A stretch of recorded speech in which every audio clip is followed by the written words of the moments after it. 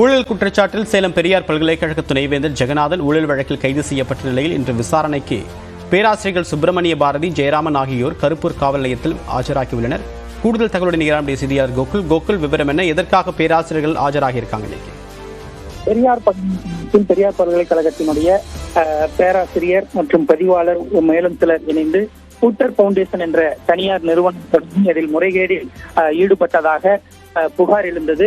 பெரியார் பல்கலைக்கழக ஊழியர்கள் சங்கத்தின் சார்பாக இளங்கோவன் என்பவர் கருப்பூர் காவல் நிலையத்தில் இது தொடர்பாக புகார் கொடுத்திருந்தார். இந்த புகாரை விசாரித்த கருப்பூர் காவல்துறையினர் பெரியார் பல்கலைக்கழகத்தினுடைய துணைவேந்தர் ஜெகநாதன் மற்றும் பதிவாளர் தங்கவேலு மற்றும் 2 பேராசிரியர்கள் உட்பட 4 பேர் மீது 8 பிரிவுகளின் கீழ் வழக்கு பதிவு செய்திருந்தார்கள்.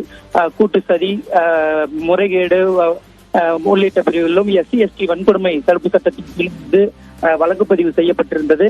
இதில் ஜெகநாதன் கைது செய்யப்பட்டார். கைது செய்யப்பட்ட அன்று இரவே நீதிபதி வீட்டில் ஆஜர்படுத்தும் போது அவருக்கு பிணையில்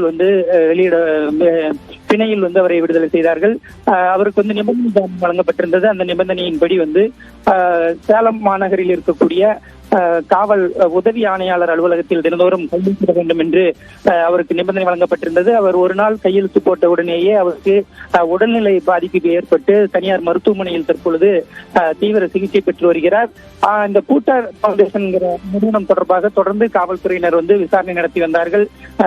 பெரியார் பல்கலைக்கழகத்தில் சோதனையும் நடைபெற்றது. இந்த நிலையில்தான் காவல் உதவி ஆணையாளர் அந்த பல்கலைக்கழகத்தில் பணியாற்றும் மேலும் 5 பேராசிரியர்களுக்கு விசாரணைக்கு ஆஜராகும்படி சம்மன் அனுப்பியிருந்தார். அந்த சம்மனில் இன்று காலை 10 மணிக்கு கருப்பூர் காவல் நிலையத்தில் ஆஜராக வேண்டும் என்று அனுப்பப்பட்டிருந்தது. அவ்வாறு அந்த சம்மனில் தற்பொழுது பேராசிரியர் 2 பேர் மட்டும் தற்பொழுது கருப்பூர் காவல் நிலையத்தில் ஆஜராகி இருக்கிறார்கள்.